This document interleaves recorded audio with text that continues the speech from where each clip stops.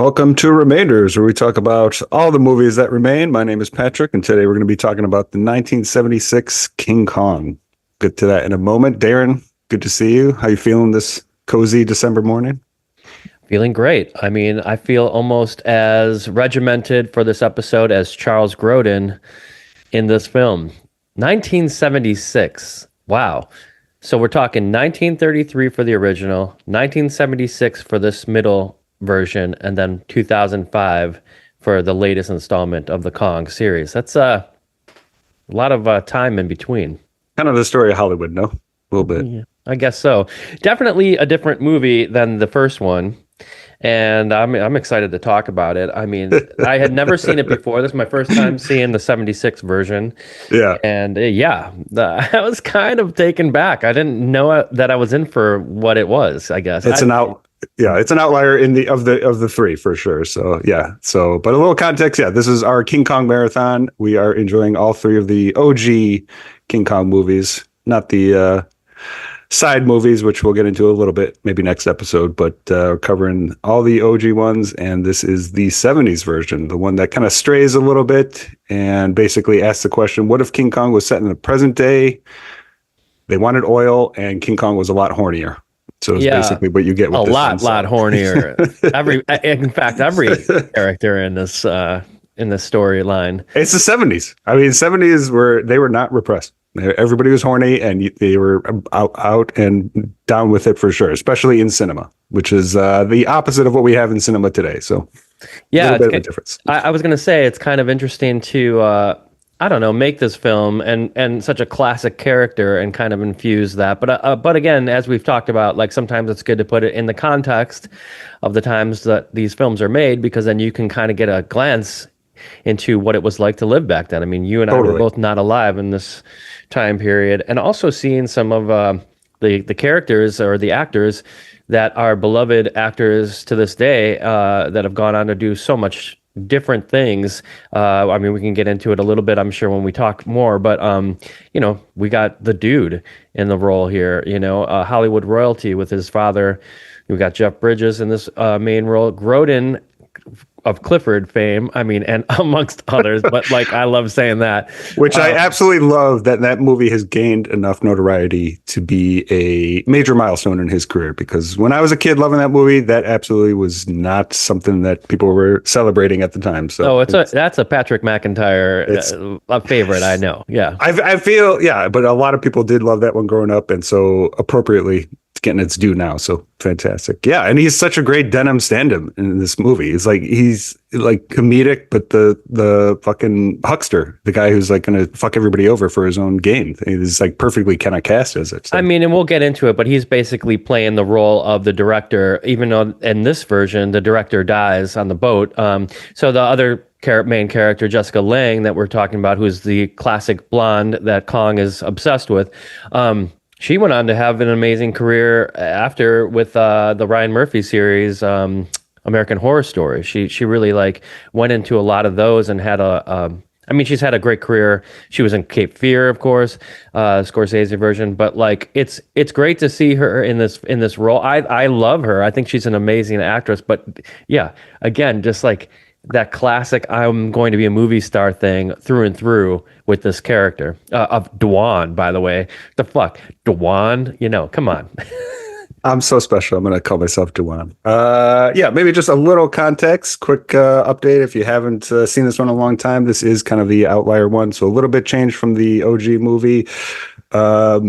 Charles Grodin plays Fred Wilson of Petrox, which is basically an oil company, and that's kind of the setting of this movie. It's set in the 70s during the energy crisis. So running out of oil and gas was basically what everybody was afraid of. So Charles Grodin is set off to an island that he's discovered that with possibly loads of oil, and we have Jeff Bridges as the paleontologist who has heard of the legend of Kong, and so he stows away, and just by complete coincidence they come across Jessica Lange overboard and in the ship. So that basically sets it up for how it's a little bit different from the 33 and the 2005 movies. It's not like they're not making the movie on set or anything, and I think it sets it pretty well, especially for it being a time capsule. It's obviously doesn't go along those same lines, but you end up having a horny monkey bringing the blonde beauty on top of, present day. So it's Twin Towers, spoiler alert, instead of the Empire State Building. So Yeah, and that's it's also kind of interesting with this film that what doesn't really change in the universe of all of these films we're talking about is the connection between Kong and the main blonde that he's carrying around all the time. There's again, this one has a little more sexualized intention, I think, but at the same time there's like a connection of like understanding that this character of Kong isn't really the beast that you're making him out to be. Like, he can be affectionate, he can be he misses casual sex. So well, but like that's the connection between the two of them. Well, she obviously falls into the cage, because she wants to protect him from being drowned, because they're like, well, he's gonna blow up this, or he's gonna bust up the ship and we're all gonna drown. She's like, no, if you guys flood it, I'm going to jump in. And then obviously she has like a connection with him. Yeah, this definitely is the romantic one. Like we said, it is the horny one, but it is also the romantic one of the three. The 33 and the '05 are more, especially the '05 is more, leans into the connection between the two. But this one is like, as a movie too, from John Gurman, the director, it is like a straight up kind of romance. I'm going to read the Pauline Kael, because she actually called it perfectly in her take on it. This was her review when this came out. The first Kong was a stunt film that was trying to awe you, and its lewd underlay had a carnival hucksterism that made you feel a little unqueasy. This new Kong isn't a horror movie. It's an absurdist love story.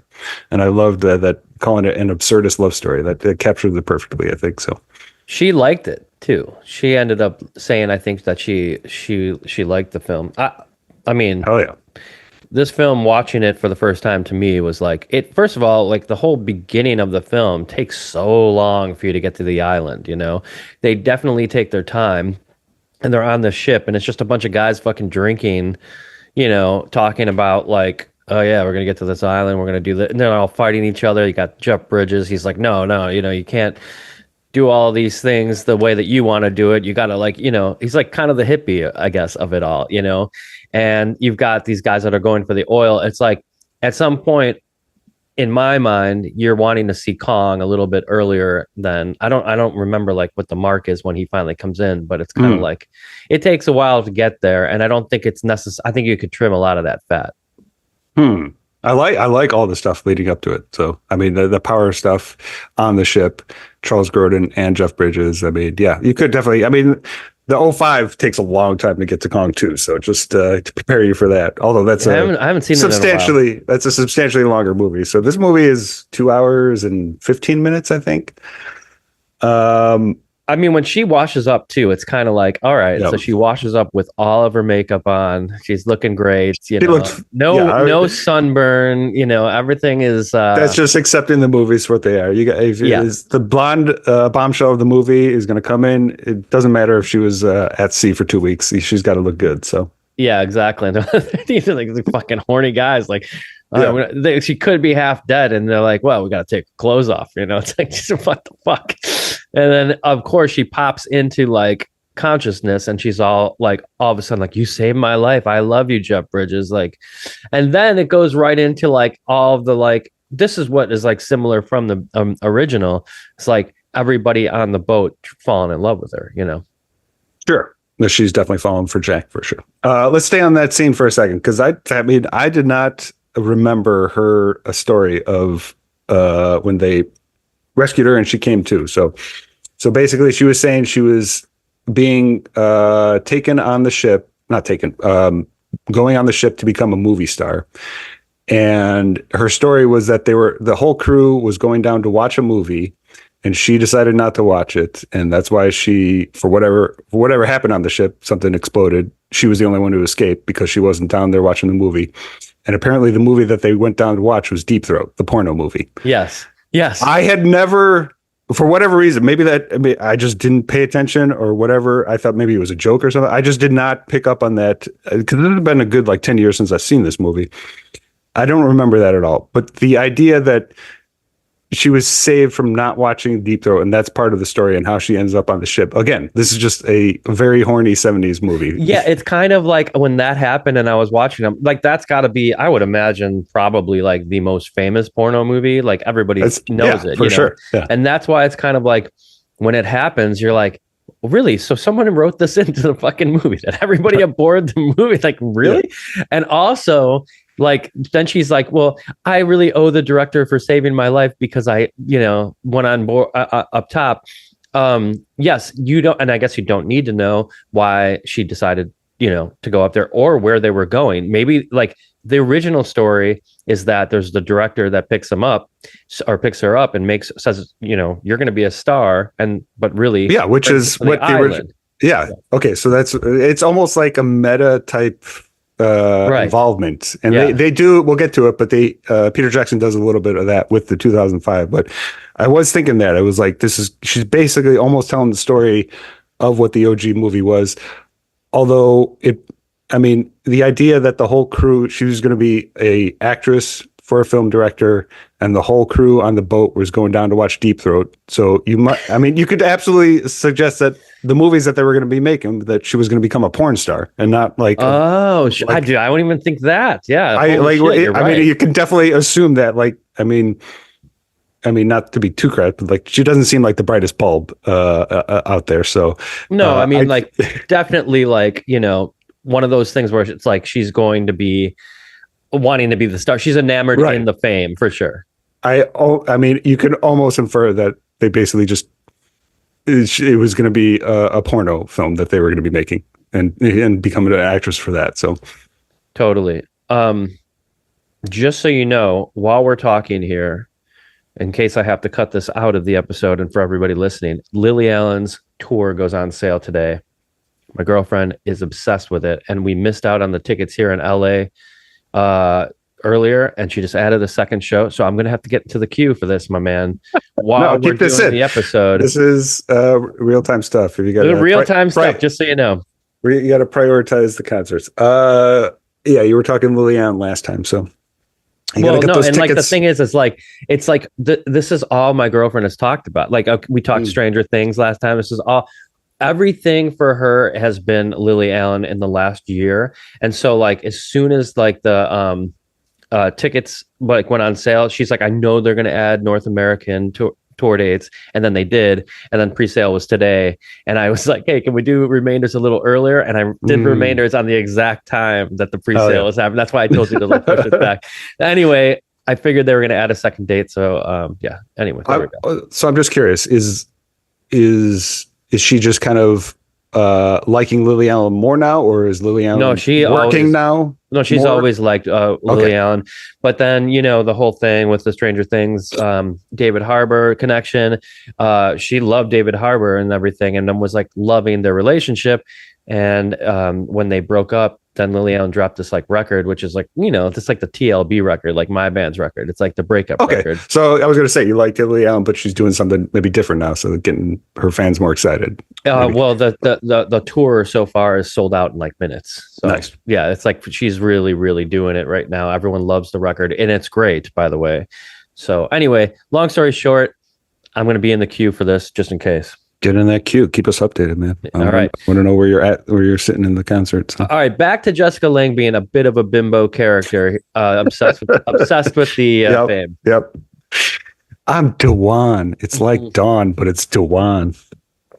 I mean, she is good in this. This is her like first movie ever. Like this is her debut film. So, and I know she got like probably shit like for the performance, but I think it's like a perfect performance for the movie. Well, did she get shit for the performance? Did people? I think I read that like there was like people said like she was maybe a little bit of the weak link of the movie for her performance, but I think her kind of childlike reaction to a lot of stuff is appropriate. I mean, she asks Kong his like star sign, It's like it's Oh, perfect. that's the funny stuff in it. That's like a little campy, Exactly. right? Yeah. Exactly. And that just adds to it. It's so whether or not it is a good or bad performance, I think it works awesome. So Yeah, totally. And I mean, again, she's gone on to be like, I mean, so many people love Jessica Lange. well, what She's do gone you on know to her be a from? very serious actress. What do I you know think of her. her first? So What do I mean, I love her. I think she's like amazing. I mean, like what like movie do you think of Oh, what is first? the first thing I think of when I Yeah. think of her? Oh, absolutely, Cape Fear, dude. I Yeah. mean, there's Same. a lot more that Yeah. she's done, of course, but I love Cape Fear. It's one of my favorite Scorsese films, and I just think she's so like that. Maybe she's an unsung actress in that film too, because she's up against like Robert Mitchum's in that freaking film. You got De Niro, of course, and who's Scott Bowden is he's played by Nick Nolte. Nick Nick Nolte is Nolte. Yeah. really great in the film as well. So she's kind of like outshined by those but I think she's one of the biggest stars in that film. So Which is interesting because I mean, maybe there's just a couple movies I don't know. Like her like filmography doesn't have like a ton of like huge hits. Like so she's in Tootsie a couple years after this. I've never seen Tootsie. Francis, Cat in a Hot Tin Roof, Country, Sweet Dreams. She plays Patsy Cline in Sweet Dreams. Okay. Crimes of the Heart. It's not like she's in like tons of like box office hits or anything. And then No, Cape but like I Fear was is saying, 91. like So if you're a fan of like the Ryan Murphy universes of the American Horror Stories and stuff like that, like she became okay. a super But that's like super more fan favorite in that. that's Yeah. more recent. I guess I'm thinking Yeah. more like 80s and 90s stuff. Yeah, I mean I agree with you. I definitely think of Cape Fear first. So But you're right. Like to have that kind of, I think that's got to be, and I will see when we watch the 2005 version, but like to have that wide eyed kind of uh, obsessed with fame sort of like innocence to this character is what has to happen hmm. to kind of have like the Kong story really work. I mean, that's who that character is. Yeah, for sure. I mean, the horny glances that she gets from Kong throughout. He actively undresses her while he's in her hand. And these faces that Kong has, these horny faces that he has, the animatronics are ridiculous and effective. And I was great. going to say half the time I'm watching. Oh, so let's just talk about Kong for a second. As Yeah. They definitely are still doing a lot of this, like mirrored images and like kind of like what they were doing in 33, right? I mean, do you know much about the effects that they did here? Well, so this one is kind of, it's almost like meta in the sense that it was kind of a debacle for what they, it's like trying to capture something bigger than they can do. So they essentially Carlos Rimbaldi, he was kind of the special effects guy who built like a 40-foot King Kong. So you really only see that for like 15 seconds in the New York scene when they have him like chained up. And I'm sure you could probably tell, like he just looked different from the rest of the movie. And that was the actual. A lot of times he looks different. And sometimes I'm thinking, is there a person in a suit, Well, so besides that, everything else is the man in a suit. Oh, okay. Yeah. So they built the 40-foot statue of the mechanical Kong. It didn't work nearly as well as they tried to. So they basically had to scale tons of that back. And so most of the movie, pretty much everything besides that New York scene when he's chained up, is Rick Baker and one of the other effects guy in a suit. Well, I sent you that. Oh, sorry. Go ahead. And then it's ADR'd with like the background. So that's kind of the majority of the special effects. And so you sent me the picture of him like on the ground, right? Yeah, like once he falls and everything, like I guess that really was like maybe they just used that same suit that you saw or whatever for that scene. That would have been a sight to see, like actually in New York at the bottom of the towers, with a big ass Kong on the ground. I mean, dude, honestly, like that scene, every time I see it, is just like so tragic.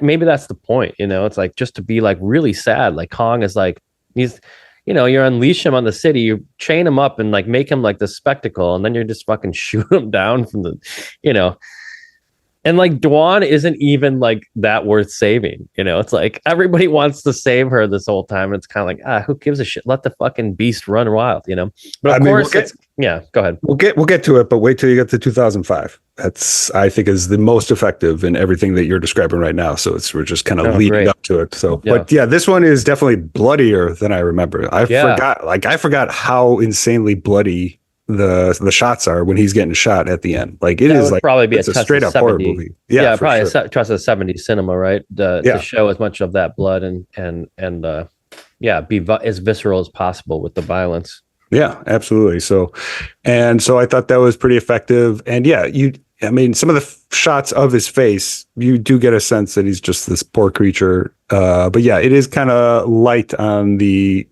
empathy aspect, I guess. I mean, you feel bad for him, but like that's not the driving force.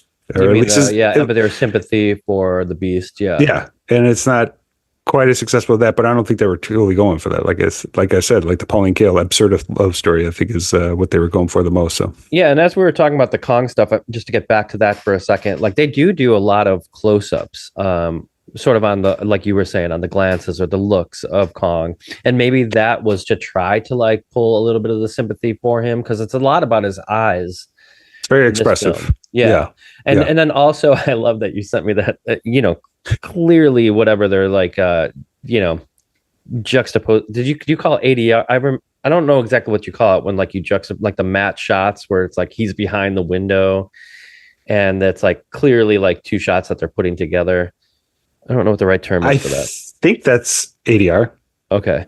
Well, either way, yeah, it aged itself. And I know like in Star Wars, like a lot of that happened in the original, film versions, like where they would try to like show what was happening outside of, let's say, like the starfighters or something, and you'd see that like clearly it was like a really bad like splicing of the two images together, but like over time George Lucas had all of that fixed with like the technology as it went. But of course this film is not like, it's not culturally relevant to anybody or anything. They're not going to spend the time or money to fix that kind of stuff, so it sits as like this is the technology they had at the time and, what it looked like.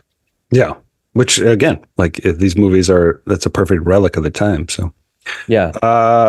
And I was told, I don't know what I'm thinking. ADR is like the dialogue when you. That's what I thought it was vocals, right? Yeah. So it's whatever the green screen equivalent of at the time when it's basically just background of the screen. I guess somebody smarter than me could enlighten me on what that is. But yeah, there's a lot of that, and it does. I mean, you get a lot of it, like when Jack is like, so when they have the great log scene, when they're all trying to go over the log and King Kong knocks it over, he's like in this little crevice when King Kong's trying to reach down. And it's so clearly just his part of the green screen is something completely different. And then it's Rick Baker in the suit just reaching down. So it's like the effects are just like, again, it's always charming when these effects are dated. Can we especially talk if they're practical? So can we talk just a minute to get back to the sexualization of this film? I think there's some scenes that are worth noting, especially. I mean, well, there's one that is very crass, but I'll let you go first. Save yours, and I'll tell you mine.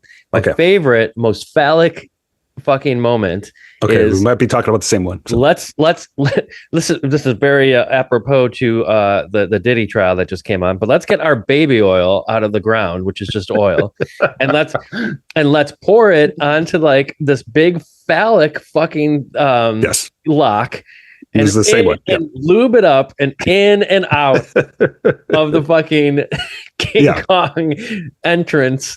That scene was like stupidly, overtly sexualized. Right. I mean, it was the most phallic thing I think I've seen in any film, and they weren't hiding, and of course, like all of the people in the village are just like every movement they're doing is like basically like moving it's like it would have put Elvis to shame the way they were moving their pelvis, Totally. So that's what you were going to say? That is the one I was going to say. I feel like I always kind of realized that, but watching it last night, I was like, this is so ridiculously obvious because like, they show it as being so this is the gate, the rod to the gate, the lock in the gate. The rod, yes. The rod. Big King's Rock. And so when they bring Dwan out, like it's almost like just the immediate shot after is they bring her out, they tie her up, leave her for Kong, shut the door, and the first shot after you see her face is the rod just moving into the lock, and it's like, okay, this is 100% Kong's dick about to take on Dwan. So Yeah, and it's so funny because of the fact that it's like they spend a lot of time showing you the setup of this thing. Like totally, yeah. who like was like, we're going to make, like, this is going to be the angle. It's going to be as sexual as possible. Like who's behind this? I'd like to know. Is it De Laurentiis who produced it? De Laurentiis produced it. I mean, he was always, I mean, De Laurentiis is like a film legend in terms of like B movies and genre flicks. So, and those are always filled with sex and violence. So it makes complete sense that you're going to have sex and violence all over the place here. Like I said, 70s porn was pretty mainstream. You could have gone see King Kong, and then next door you could have gone in a theater to watch Deep Throat. So, well, that's true. So I was also hearing, and I guess I read this maybe on the Wikipedia, that before this film came out was Jaws. So it's following Jaws. Was Jaws 75? So Jaws was 75. 76? This was 76. And so they're all thinking, let's ride that wave, right? Yeah, I'd say so. I mean, it's not a direct creature feature, monster movie. Also, but it's combined with the wave of disaster films being super famous at the time, which John Towering Inferno. And that was the film that he had made right before this, was Towering Inferno. So those are equally as popular. I shouldn't say equally. I mean, Jaws is obviously, an anomaly, but like, yeah, I'd say this was definitely, riding the waves for sure. I mean, everything was riding the waves of Jaws. So. Yeah, totally. And I mean, again, like, it's actually a good idea. Like, let's revive Kong. I guess it did well. I mean, I think it did well, but I'm sure they spent a ton of money on like making this. It's got to be expensive movie to make. I saw, these are obviously not adjusted for inflation or anything, but it cost like 25 million to make, and it made like 91 million. So whatever. Sounds like that made some cash. Yeah. Inflated for inflation, you want to adjust for that. So,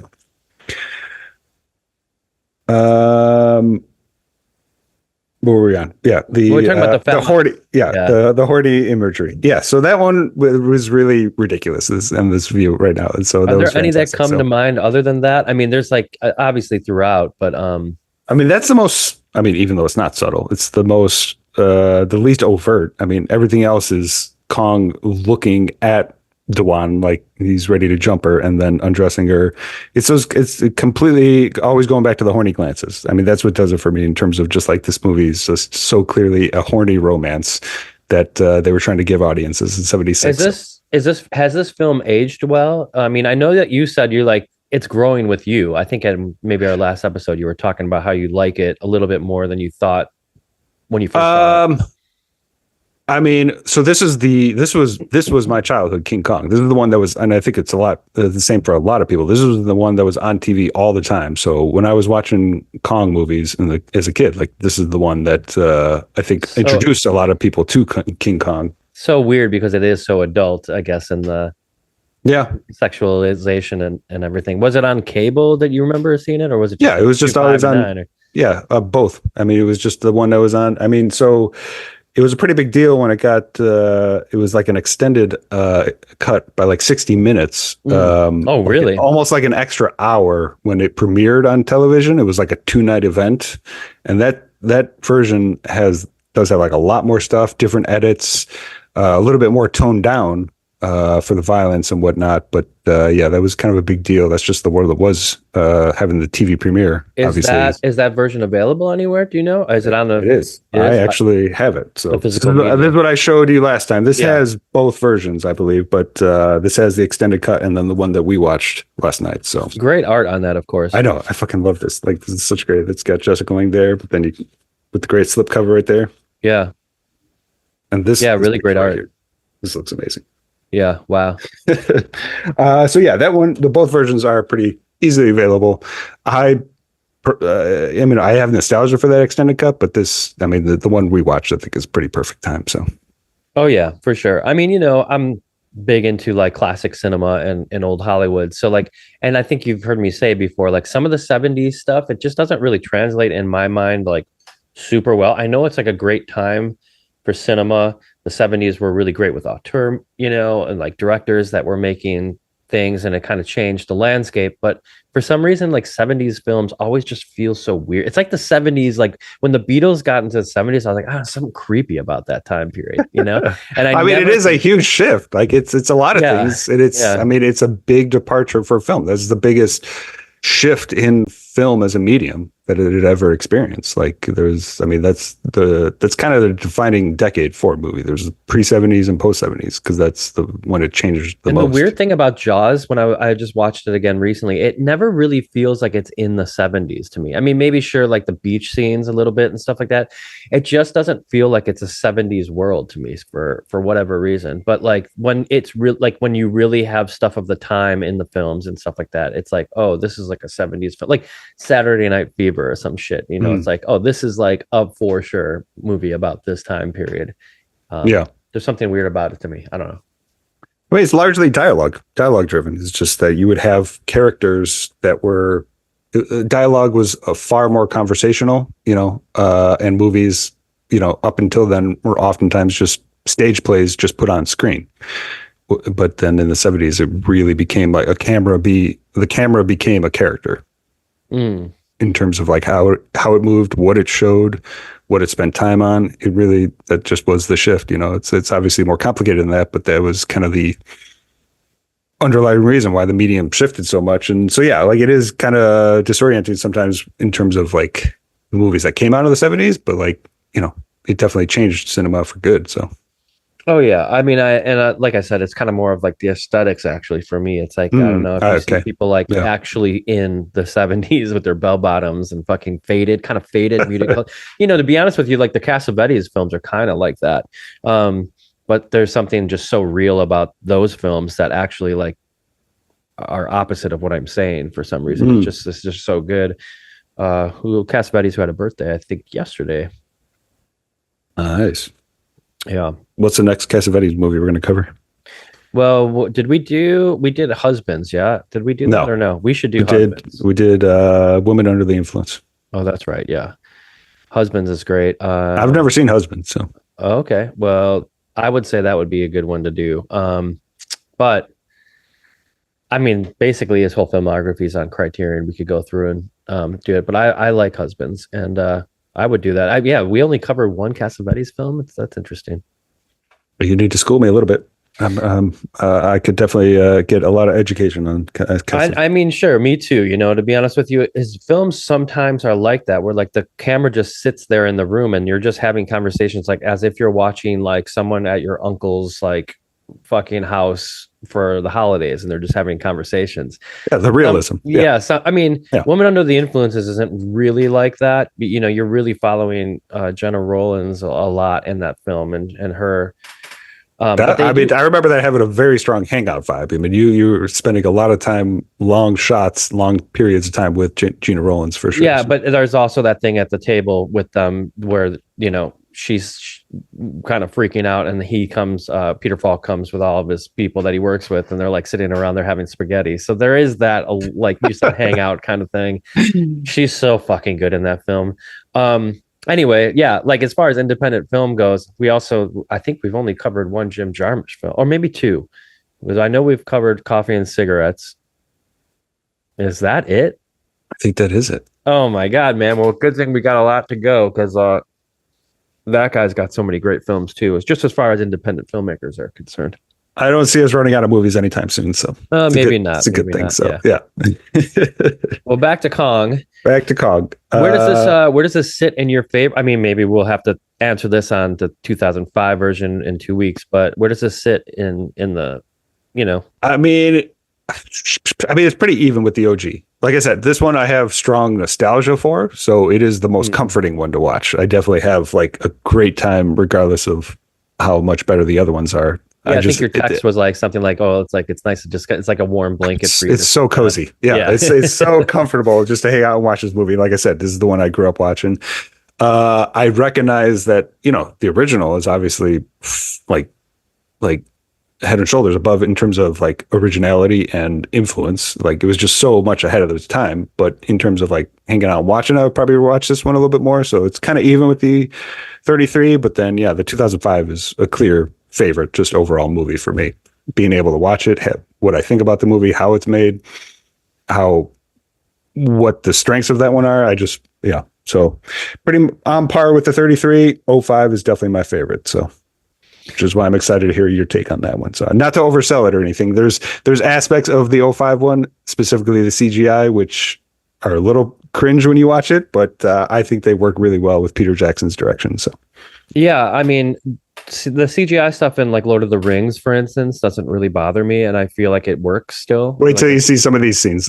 Yeah, you think that because this is like 1 year after Return Yeah, of the but King, he right? goes hardcore with, I mean, there's a couple, let's just say the Brontosaurus scene. You'll see it when you get to it. It is like pure, like, I mean, 100% CGI, and but it works because Peter Jackson is just such a great director, and he leans into where it's a way that he's not trying to replace practical effects. He almost like kind of, I don't know. There's something about CGI if it's done Well, with this stuff with the right fantasy director that too works is like better. So I was going to say with fantasy, it does work better. Like like a world that you don't know, like Jurassic Park or Lord of the Rings. Like it does like it does allow for CGI to do it a little bit better than if it was like you're trying to CGI like a yeah, real life character or something. true.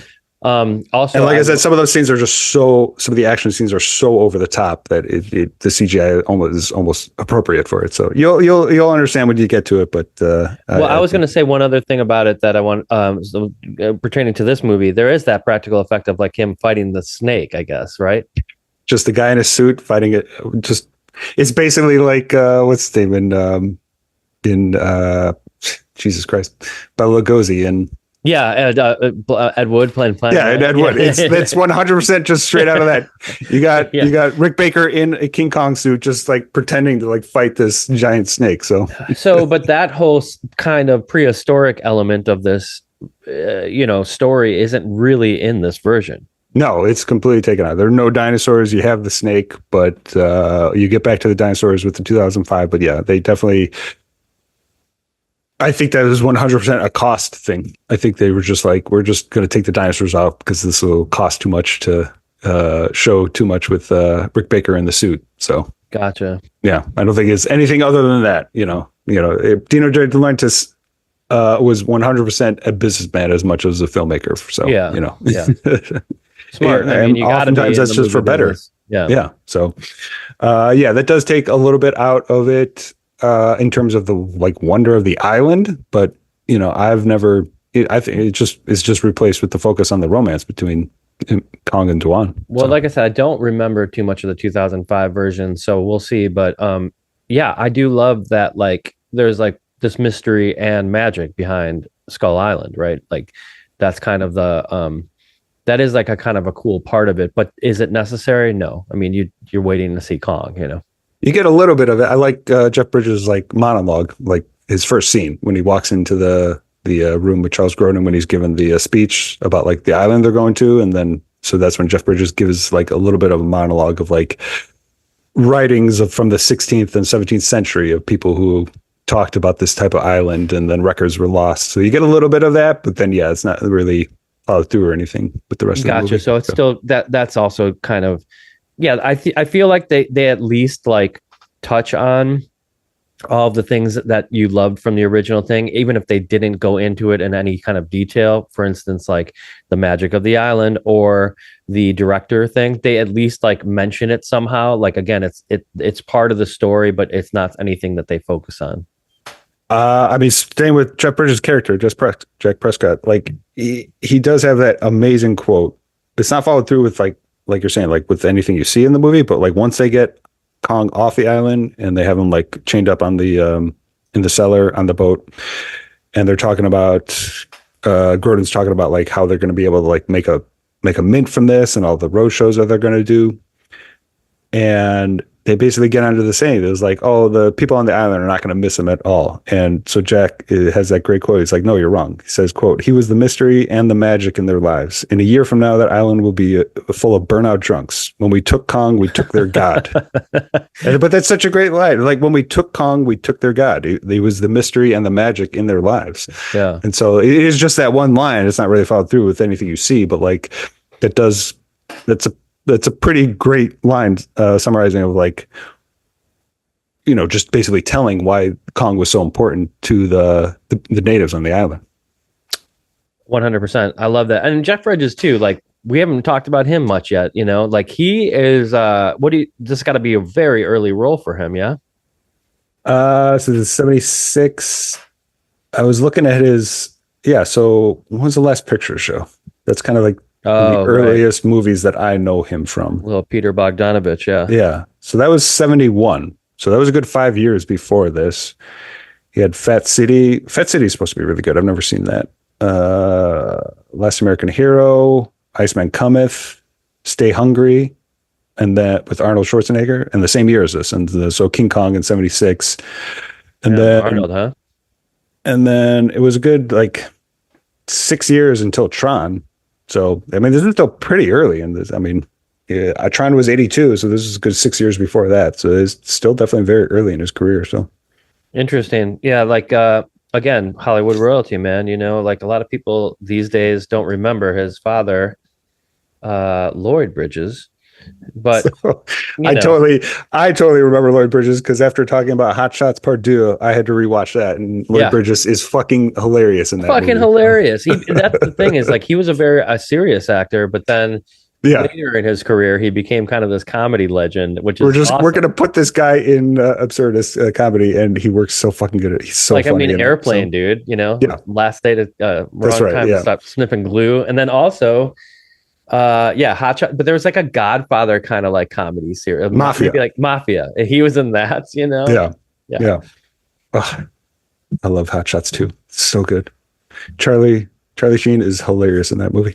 Oh, by the way, what we're not talking about is Lloyd Bridges in the Joe versus Volcano. That's right. Yeah, so he's in. Yeah, he was the one who. Yeah, he gave him the proposition, right? Yeah, that's right.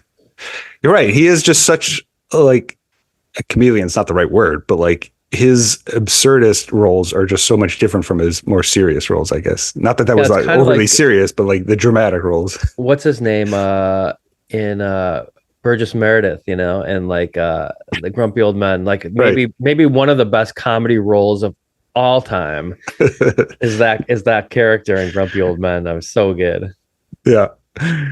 Should have taken a dirt nap 30 years ago. It's like, looks like old Chuck's taking the hot dog to the bun. So good. Man. We should cover those.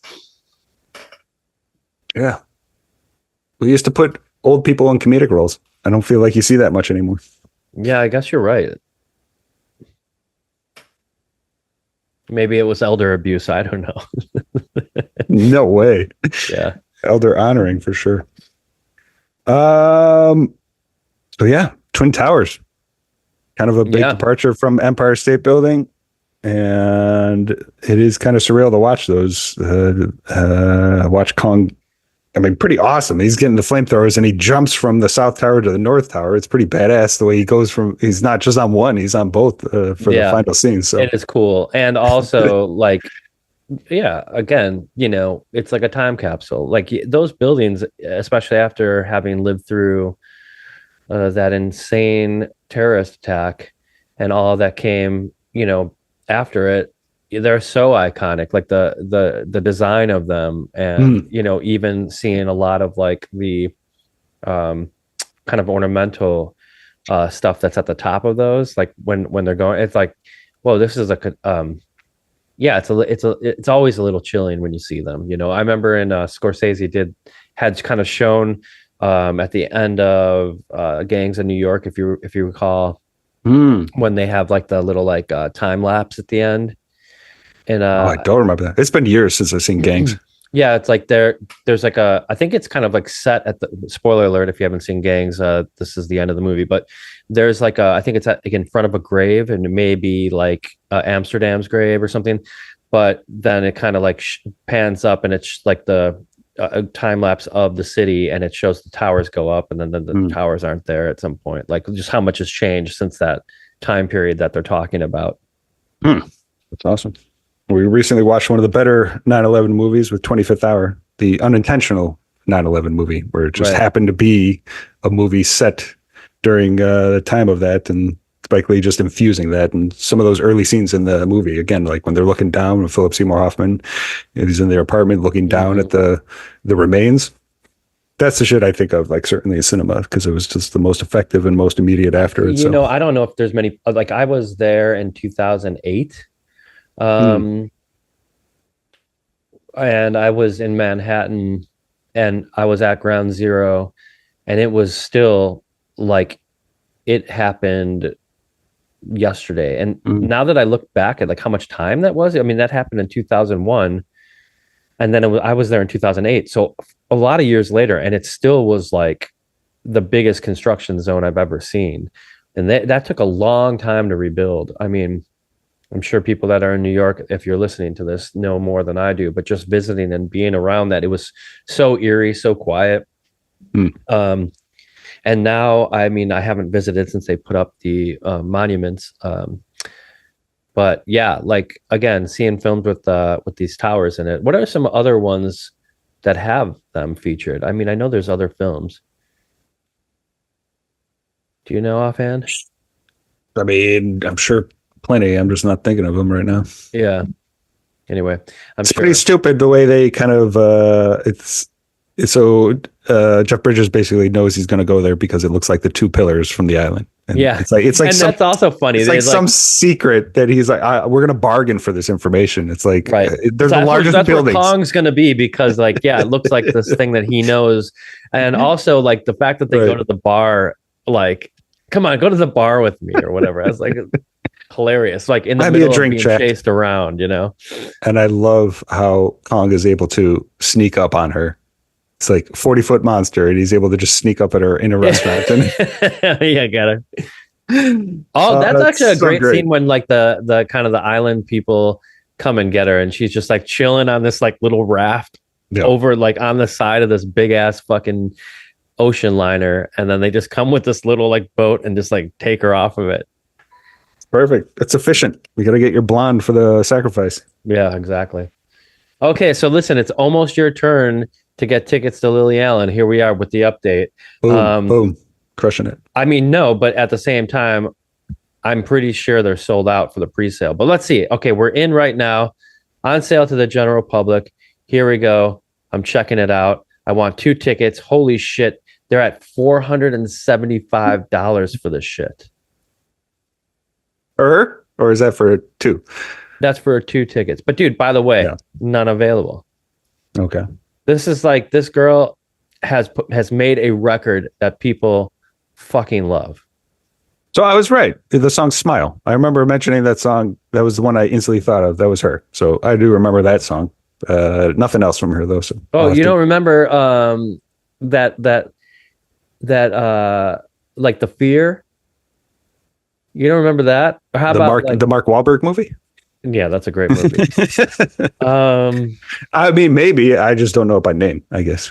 Anyway, none available. So sorry for that anticlimactic interruption to our, you know, Or ramblings. to our great King Kong. But this was something that I had to do. I had to get in there, and it didn't matter anyway.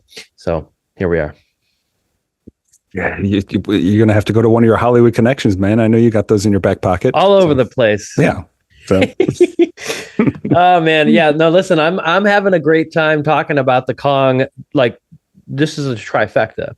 Do you foresee them making another Kong in the future? They got to, right? Kong. That's kind of why I love having this conversation. These 3 movie series, like, is one of the most iconic characters in movie history, especially Hollywood history. So, well, right. But what we're talking about is Kong in its own story. Yes, I absolutely believe. I mean, granted, who knows where film is going these days? I mean, film, you could actually make the case of film's dying. I don't think it is, but it is drastically changing. And I don't know where it's going to look like in 10, 20, 50 years. But the idea that there's not going to be another official Kong movie seems ridiculous. It seems inevitable. I mean, obviously, the characters we mentioned, like the King Kong, the MonsterVerse in America lately with King Kong versus Godzilla, both those movies are fantastic. So the character's not going anywhere. But yes, I don't know who knows when Maybe a another vertical remake. series on Instagram about King Kong. Yeah.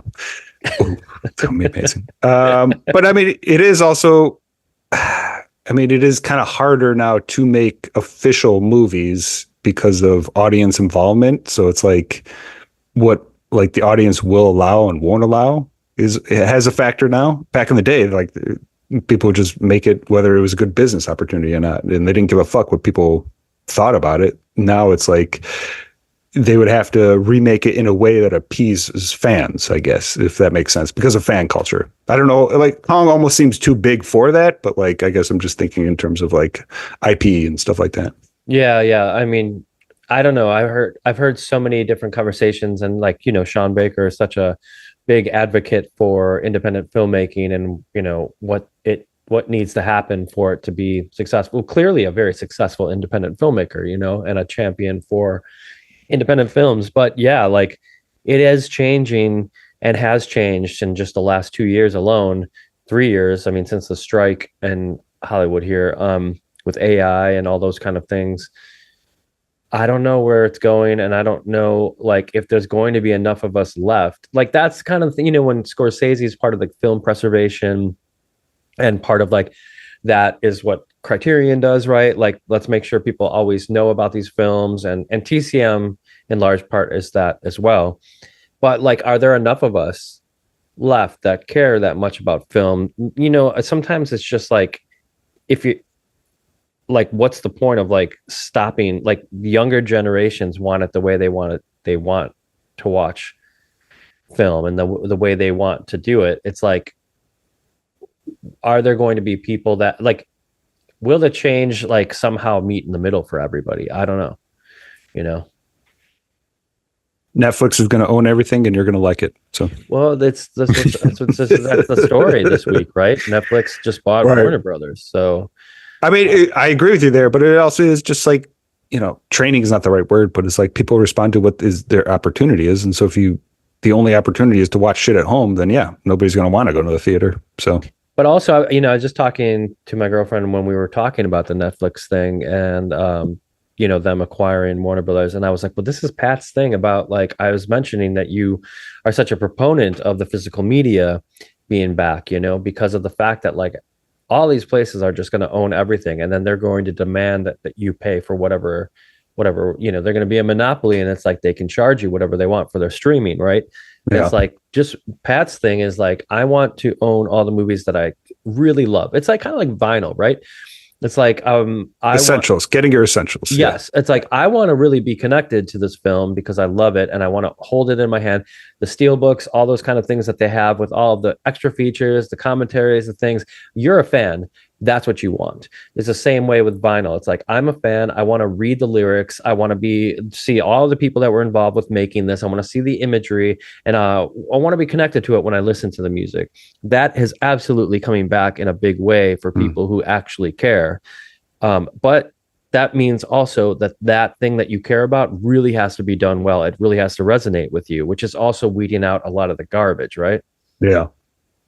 100%. I mean, I couldn't have put it better myself. One thing I was thinking about, it really is the tangible relationship with it. Like pulling out a vinyl, like pulling it out of the slip, holding the vinyl, putting it in the record player. That's a completely different experience and better experience in general than just pushing play on a streaming site. It's like, and obviously this is all like, streaming's still not that old. Like when we were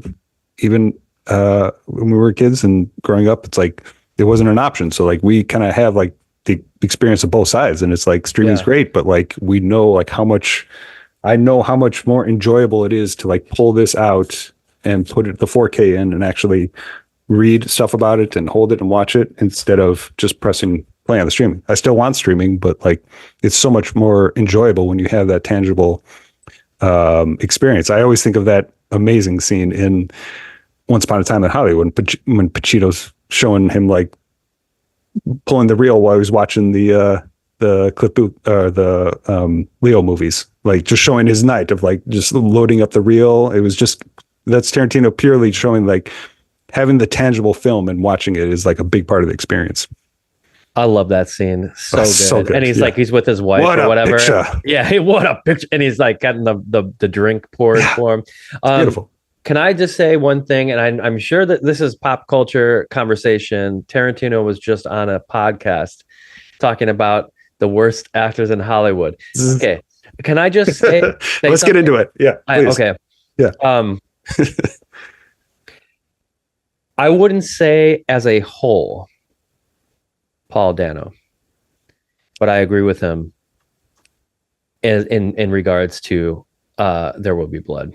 Okay. And I will say it with an asterisk because it's almost like Dano's performance in that is so bad that it's almost like it's good. Because it's like, I don't understand it so much. It's like, it's so like, even that like scene, which is like maybe one of the most memorable is one where he's like kind of like, telling him you're a bastard. Say you're a bastard. Bastard in a bastard not that because that's more Daniel Day-Lewis, but he's like going down the like pews and he's like when he's doing the sermon, when he's doing the exorcism, yes. Okay. And it's like it's like borderline. It's like it's good, but it's bad. And then there's like stuff where he's like even at the end when he's like gets beaten to death, he's just like it's a weird performance. So I don't even want to say it's bad, but it doesn't feel like good acting to me. But then again, maybe it's because he's against Daniel Day-Lewis, and it's like, who the fuck can survive against that guy? Because that guy is so good, and that's maybe one of the best performances of all time. So when I heard, I don't know the full context. I only read the headline. And then he talked about Matthew Lillard, which I disagree with. I love Matthew Lillard in the Scream fucking movies. And he's so good in that. He was so unique and, but it's interesting the uproar that this is getting because Tarantino said it, and Dano is like, I don't know. He's always been kind of loved, but I never really was fully on board with him. I didn't really like him as, Brian Wilson and the Brian Wilson thing. I was like, what is this casting here? I didn't see that. I think not Love and Mercy. Was it Love and Mercy? Maybe it was. That sounds right. Yeah. Then they also have John Cusack playing Brian Wilson. It's like, dude, what is this casting? Anyway, what are your thoughts? I mean, so there's two ways to talk about it. I mean, Tarantino having his opinions. I mean, he's been consistent his entire career with his opinions. So there's definitely nothing wrong with him like not liking performances or preferring stuff over the other. He's always been consistent with his takes. So there's no issue with that. So that's one. Two, I disagree. I think Dano's fucking awesome in There Will Be Blood. I love him in it. I guess my only problem is, and this is, this doesn't reflect on Tarantino as an artist at all. It's like, there's no point in talking that much shit about character actors when you're one of the most powerful directors in Hollywood, one of the most powerful directors of all time. Like there's no reason for him to be like talking like that, to be like, he can say whatever he wants, but like to like pick on like certain character actors who don't have nearly as much power as him doesn't really make any sense. So I think that's what a lot of people have problems with. There's nothing wrong. There's nothing wrong with like saying you didn't like a fucking actor or saying you don't like an actor. What do we do here all the time? We're just exactly shitting on people, but we're also building them up. It's like, we're fans of cinema, so it's okay to talk about that. But you're right. When you're a guy like Tarantino that has that much power, it's almost like Trump, right? Like, if he says like he hates somebody, well, he's got this huge fan base and they're going to go after that person. It's kind of, it's like, holy shit. It's from what I can tell, most people are not being like, yeah, Tarantino, you're right. Most people are like, fuck off, don't be a dick. Like a lot. Because I got to be honest, the quote, side, right? I mean, we don't have to defend Tarantino here. Like we talk about Tarantino all the time. We fucking love him, so I don't need to like defend him. But like the quote was like, he's like one of the worst actors in SAG or something. Didn't he say something like that? It's like I don't know. That's the problem. I never don't need to point that out. Episode, which is like, it's unfair to talk about this stuff if you don't know the context. I only read the headline, so that's true. I resonated with what he was saying on the surface about that performance, because in that film, which we both love, which we've covered, which we enjoy a ton, even I think what I've read was that Tarantino's like, that movie is as close to a perfect movie as possible, sans one thing, and that's Dano's performance. You know, and I mean, so my short answer is no. I disagree with that. Dano's great. Dano's great in it. So, Boogie Nights or There Will Be Blood? Which one? Got to pick right now. Fuck you for that. How could you say that? Boogie Nights. That's fair enough. That's my answer. So. Boogie Nights is just a little bit more entertaining. Also, I just saw something with an old clip of him talking, Paul Thomas Anderson talking about Boogie Nights and why he put that together. He's like, I was like a young kid. He's like, I was watching a lot of porno. Dude was like 26 at the time. That's so fucking crazy. Dude, he's like, I was watching a lot of porno. And he's like, I was always interested in it too, because it was all around me. He's like, I grew up in the Valley. And he's like, you'd see all of these like different places that had like names on the buildings and all these kind of like, you know, a row of buildings. And then there's a few that didn't have names at all. And he's like, they were making porno films in there. He's like, what's going on in that building? Yeah. And he's like, I was really interested in it. He's like, the Valley is where all these films are made. And so that's kind of where he's like, I made a short about Dirk Diggler, which eventually became the full thing for Boogie Nights, right? Which of course is like that's a perfect film. I mean, that's one of the best films that I've ever seen. I love it so much. But also just kind of writing about what you know, that's like any creative person can do that, because like your experience in the world is unique. Yeah. Well put. Okay, so that was our musings on Tarantino. One agree, one disagree. Boogie Nights over There Will Be Blood. What do you think out there? You know, do you hate both of us? Do you think that Tarantino sucks? Do you think he shouldn't be saying that kind of stuff? Or do you think you're on my side where you think, look, he's sharing his opinion and he may be right about Paul Dano in that film. There is a film, and I saw Ben Stiller had been quoted as like standing up for Dano, because I think Ben Stiller directed like a TV series with Dano that was supposed to be really, my girlfriend was telling me about how much she loved it. I don't know the name of it right now. I never watched it, but it was like kind of like I think it was like kind of like a crime caper. And she's always talks about this one episode in that was directed. She loves Ben Stiller as well. Loved Severance. But anyway, Dano and other stuff. He's also really great in The Studio, which there's an episode of The Studio with Dano in it. So it's not everything. It's just somehow it doesn't connect to me in There Will Be Blood.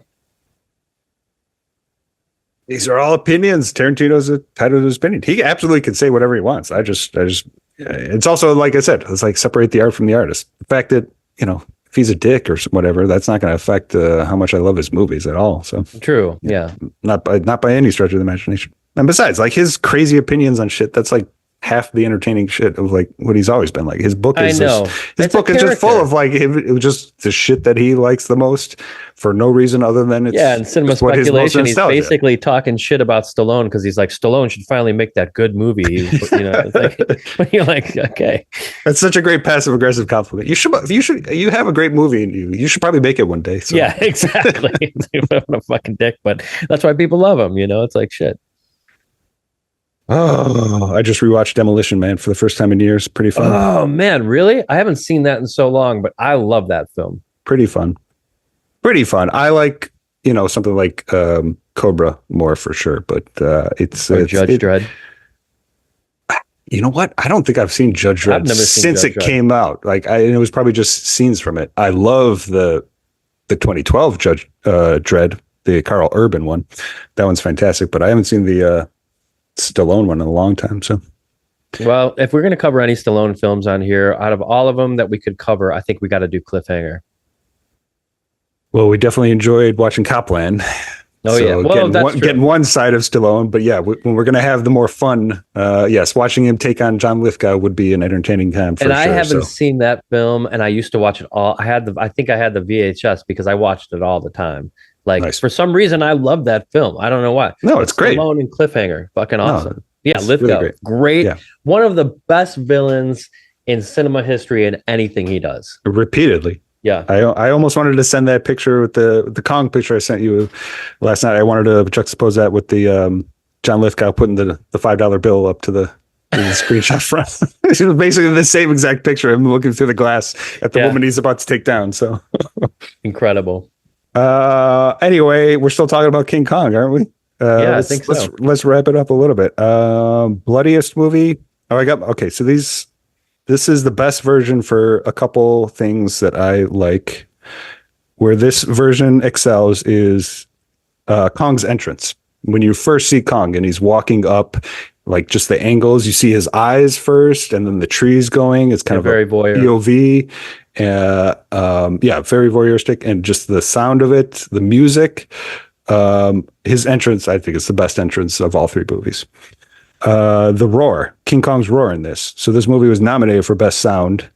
As I mentioned, John Guillermin was a disaster film auteur, basically. So sound is a huge aspect of that. King Kong's roar in this is fucking fantastic. I think still the best out of the three. And I think it is the scariest of the three. It's just kind of as we mentioned, the bloodiest. Maybe it's the scariest because, like I said, watching this as a kid, but like the shots, King Kong is legitimately, even though he's horny half the time, he is scarier in this than any of the other movies. So interesting because I'm thinking of Peter Jackson and like just knowing his, backstory.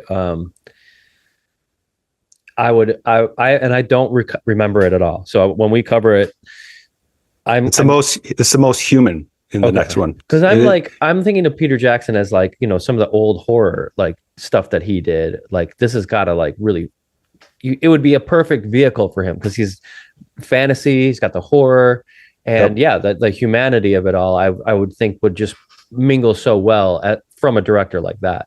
Yeah, we're going to have tons to talk to after covering these two now and then watching Peter Jackson's. So it's Andy Serkis, Gollum, right, who plays King Kong in the movie. So he brings a humanity that is unparalleled. So there's a few scenes where he's kind of scary for a second, but like he's too human to be scary. Whereas like in this one, he's just like, it's still close to a horror movie, so that's why it was freakier for me as a kid, and I think more effective like as a horror character. But like it's almost like Peter Jackson's King Kong is like too effective at being human that is like he's not even that scary, and that's not like a knock on the film at all. It's just not what the film was going for. So yeah. So I'm excited to hear your thoughts on that. So yeah, so that was some of the parts where this one excels, and then yes, just overall it being the most sexualized 70s version of the three by far. So excellent. I loved it for what it was. I'm not eager to like watch it again. I still thought that there was a lot of fat around it, that it could have been trimmed. But then again, it's 70s filmmaking. It's more of a hangout vibe. Yeah, and just like being alive to talk about three different Kong films is fun. It's like hell yeah. To do it like this, like, okay, we watched the first one, which I'm familiar with, and then these other two I'm not really familiar with. So it's like, what a good excuse to just sit down and be like, let me watch all these films and see the difference and the time periods and, what they did to try to elevate the story, or what part of the story did they think wasn't told yet, and that needed to be told. Like you're talking about the Peter Jackson version with the humanity. So yeah, I've been loving this series so far. I'm looking forward to seeing that 2005 version, which is interesting that it's going to be, well, I guess it is this year, 20 years old. I was just going to say, it just dawned on me. It came out in December of 2005. And wild. So still working at Suncoast, I think. Maybe I was gone by then. But it is the Decembers. I just remember Decembers in releases. December releases, and working at Suncoast throughout like the Lord of the Rings coming out, because the movies would always December. Yeah. The movies would come out December, and then the 4-disc special editions would come out in the following November or December. So for like from 2001 to like 2005, it was just like Peter Jackson in December. It was like what we were like all about for sure because of the Lord of the Rings movies and this now. So yeah, it dawned on me that it was December 2005, exactly 20 years. So that we'll be covering it next episode. So yeah, it's wild that much time has passed since then. And, those, just to speak really quickly on the, genius of DVD production, those were, you're right. Like, so after the movies would be, what were they, summer movies, I guess? Is that what you're saying? They were put out in the summer? No, the theatrical was December as well. They were all the December. theatrical would be December, and then you would get the 2 disc, right? It would be like a couple months after that or whatever, and then they did the 4 disc then in December.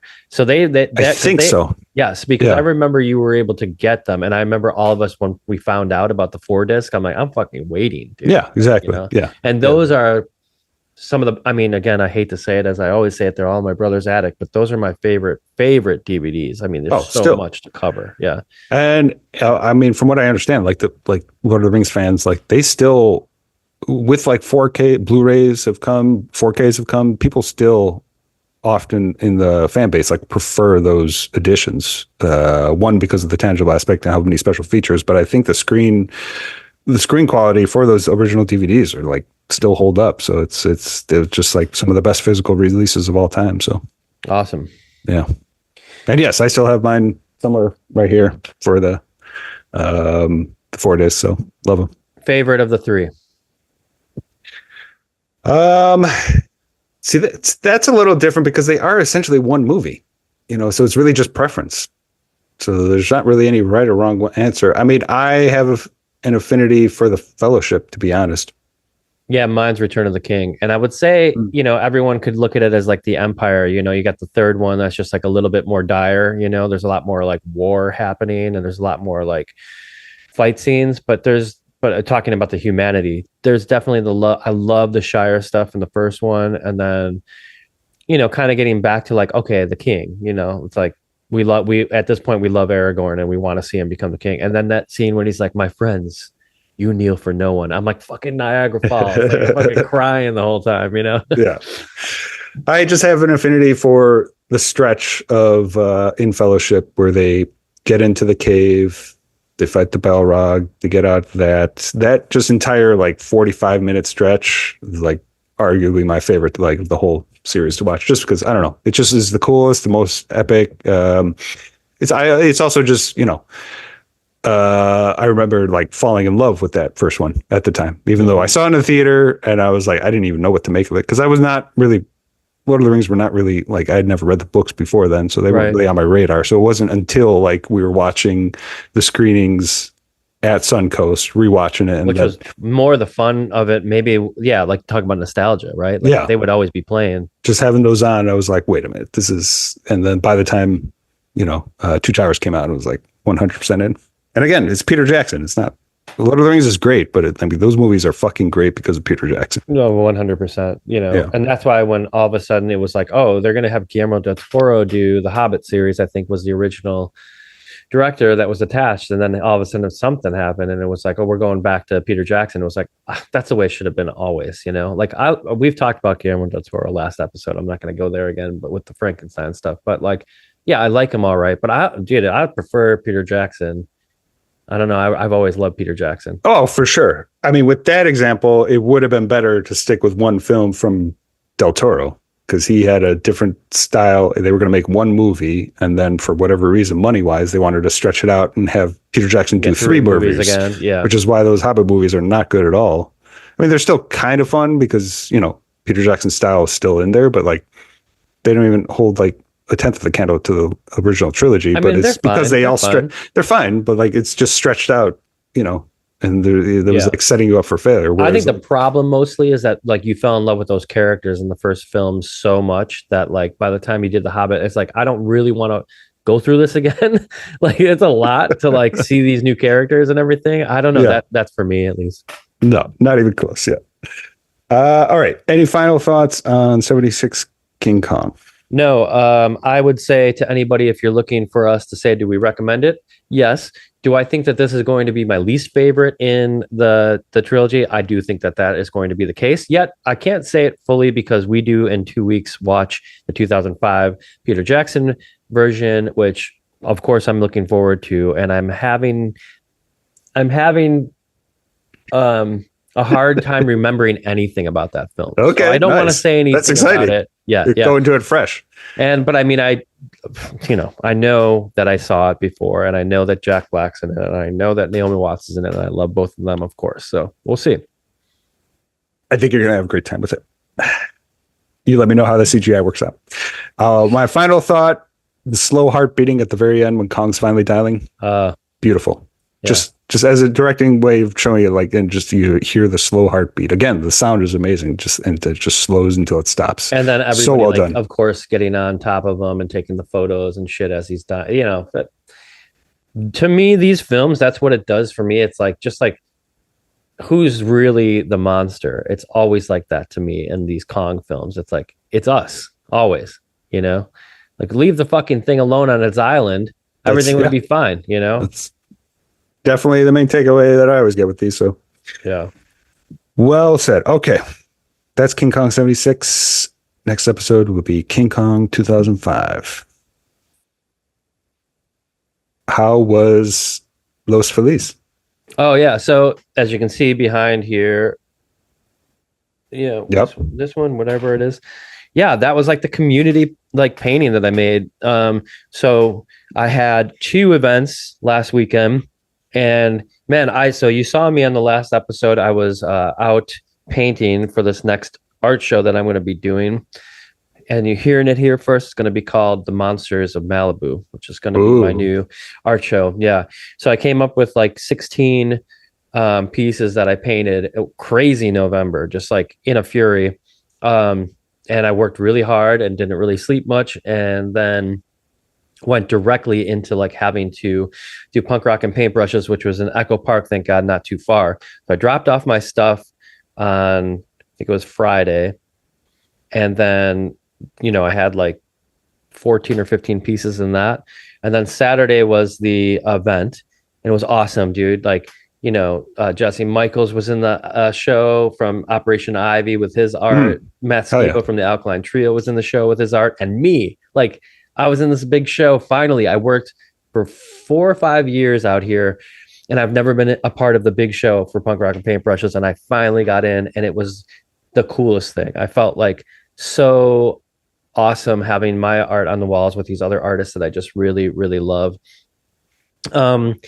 Sold 4 pieces, which is amazing. Like, you know, again, so great at the end of the year to do all that work and have somebody look at your art and be like, I connect to this and I want to have this in my home. Hell yeah.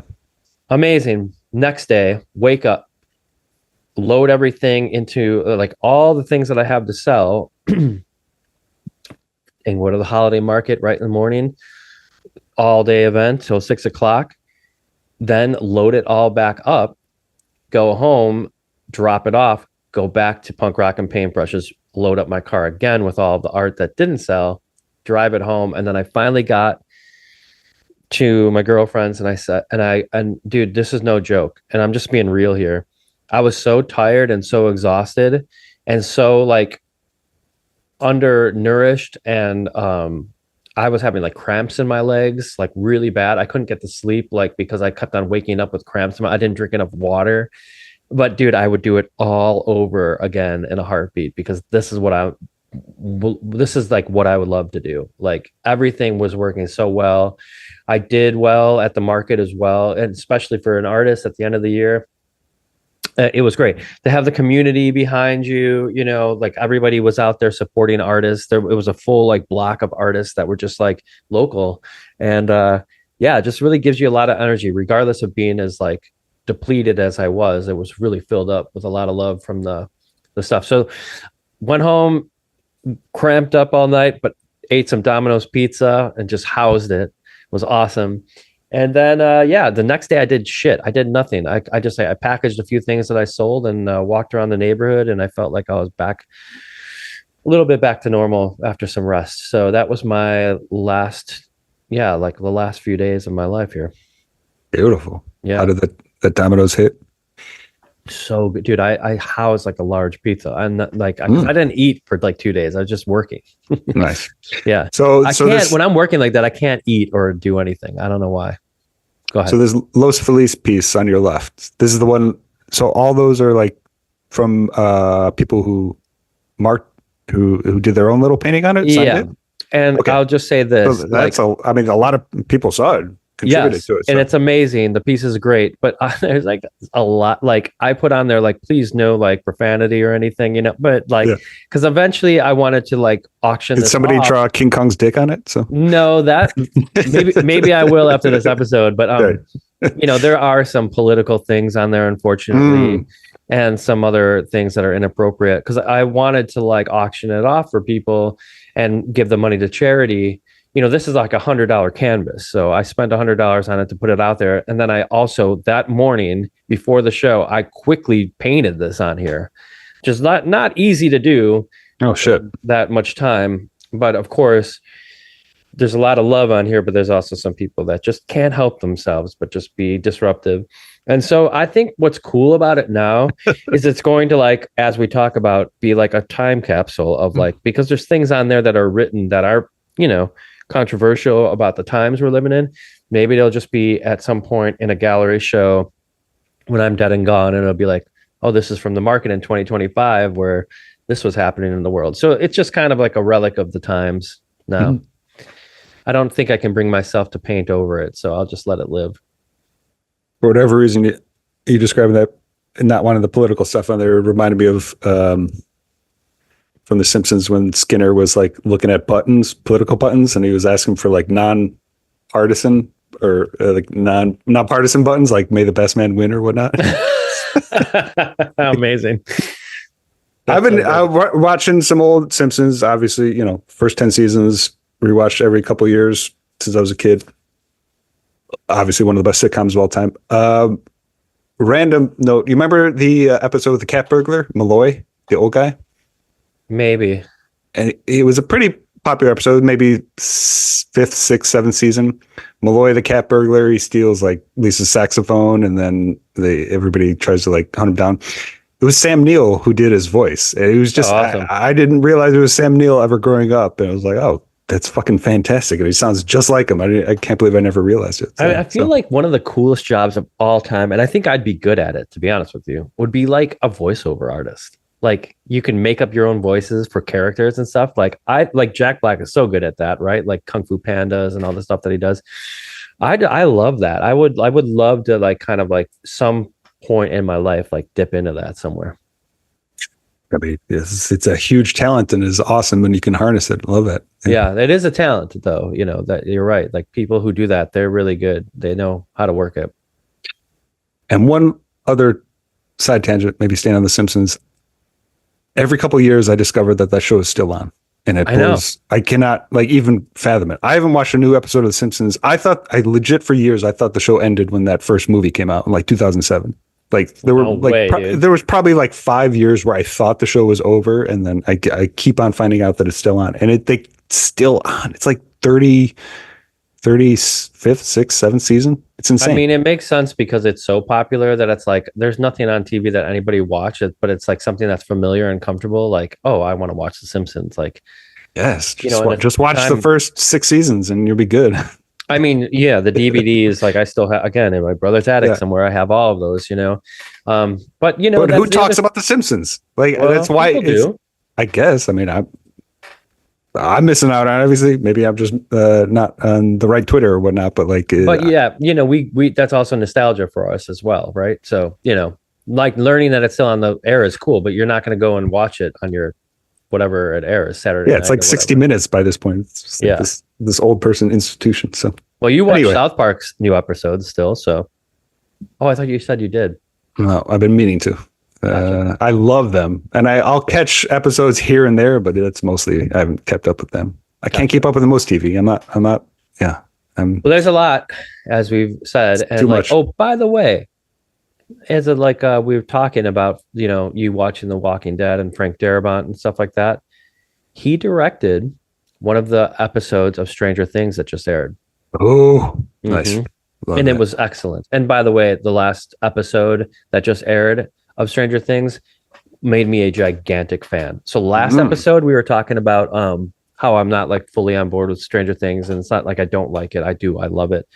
But I was never like, oh, crazy like everybody else. This last episode made me crazy like everybody else. It tied everything in, and it was fucking beautiful. And I can't wait to see how they end it. It's really good. You'd love the show, like you really would. I tell you that, and I wouldn't say that because I don't want you to waste your time watching stuff. It is good for so many reasons. And this last season before this one is really like kind of like a horror film. It's like really like kind of Freddy Krueger kind of. Hell yeah. Yeah. So I'm all for it. Not against it. Just don't have Netflix. Need to or enough time, to be honest with you. I don't know how anybody finds the time to do half the shit that's out there these days. I got enough time to rewatch Hot Shots Part 2, so Well, there's always time for Hot Shots. priorities. So. Okay. 9 days until Avatar. Wow, that's gonna be coming great. soon. I'm We're very 9 jealous. days away. Jealous of the people who've already seen it, so I'll report back next time. And Yeah, maybe by the time that we air the next episode, you will have seen Avatar, finally. After this countdown clock that's been going for, what, 2 years or something? long live James Cameron. Long live Shays Cameron. What are you listening to these days? Well, so let's just talk. I have placed this band on our jukebox playlist before. Okay. Nothing wrong with that. With the song that I heard when I was sitting in line, or sitting in the Vista, kind of with only a couple people in there, and they play the greatest music before the films. It's all curated, and I was gonna see. Well, I did see Death Proof, Tarantino's Death Proof, and Recently? yeah, well, Nice. a couple months ago.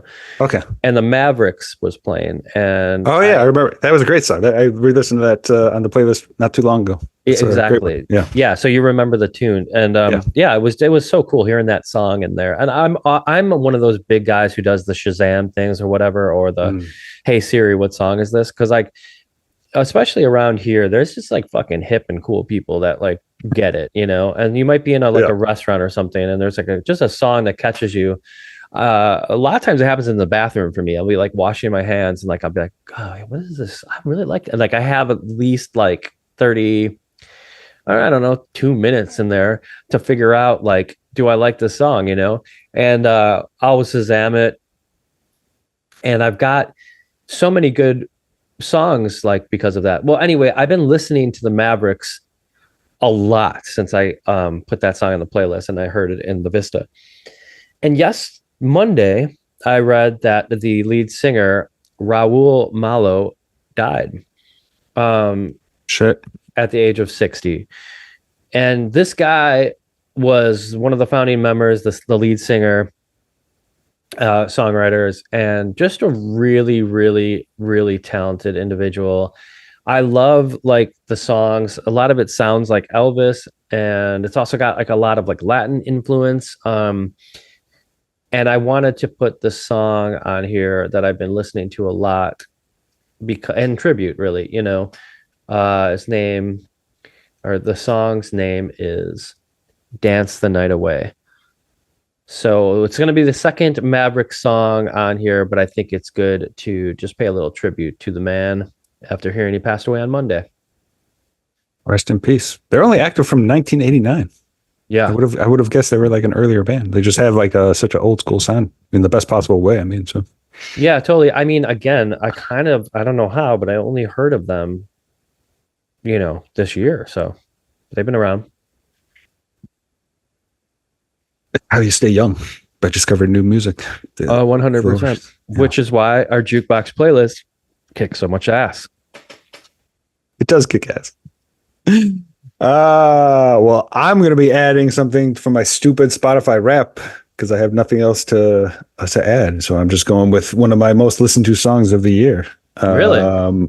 And it's somebody we don't have on there at all. It's your favorite band of all time. It's the Ramones. So we don't have any Ramones on here? I've been waiting for you to put us on. I've been waiting, like, I've just been like, hey, he'll put a song eventually. But no, you've never given a Ramones song. So I'm just going to take a stab and just do that because it was on one of my most listened to songs of the year because it's a great fucking song. It's actually kind of poetic in it being Spotify wrapped, but the song I'm doing is We Want the Airwaves. So it's them. Ooh. Yeah, which has always been one of my favorites. Kind of. That's right. Oh, it's so good. Kind of a deep cut. I think it's on their best. Well, they have a music video for it, actually. But yeah, okay. Not like that mattered to them because, yeah. Yeah. it was, I guess, not one of their most well-known songs, but but fucking fantastic. It's a opening track on Pleasant Dreams from 1981, and the song is actually, it's the closing song for the credits in the movie Airheads. Oh, right. The Brendan Yeah. Fraser. And I remember seeing Airheads in the theater as a kid. And I remember just loving the music, and I didn't really know who, because it Great opens. soundtrack in general. Great soundtrack. Like the first song is Motorhead, the last song is Ramones, and I didn't know who either one of that were at the time when I was a kid. Yeah, and so I always associate this song with that movie and just being kind of like one of the earlier Ramones songs that I had heard. So always have an affinity for it. And yes, the way you just phrased that, that's right. It sounds so good. I love this song. It's so weird much. that's like, is that your number one most played song of the No, of it was just on the list. It was like, it's like 100 songs on the Spotify Wrapped, and it was, I don't know where it's on there, but Oh, they throw like 100 on there now. I don't know why, but I don't have that. I don't have like the rap thing. Maybe I missed the email or something, but I'd love to know what my number one was. yeah, they give you like the top 5 most listened to artists, the top 5 songs, and then they give you like a full playlist of your most 100 most listened to songs. So I keep on just re-listening to the music of my adulthood. So it's basically every year it looks almost similar to it. So Yeah. there's some scissor songs and TLB on it for sure. So Oh, good. MIA is high up there for sure. I fucking love that song. It's a fucking fantastic rock song, good running song, Yeah, I know. I love when you talk about like it being like part of the running playlist for you. I'm like, I never would have envisioned this being a good running, band, but I guess we are. all about vibe. Yeah. Like kick-ass vibe, just do it. So Well, you know what I'm loving lately is that like, doing the Patreon and stuff for me. Like I love like that I have like new music that I've done that nobody knows about. Like except for the 50 people that are on 54 people that are on my Patreon. I'm falling behind on that. Sorry, man. I gotta No, listen it's fine. some of the new stuff. there's no problem with it. Because it is only available on Patreon, right?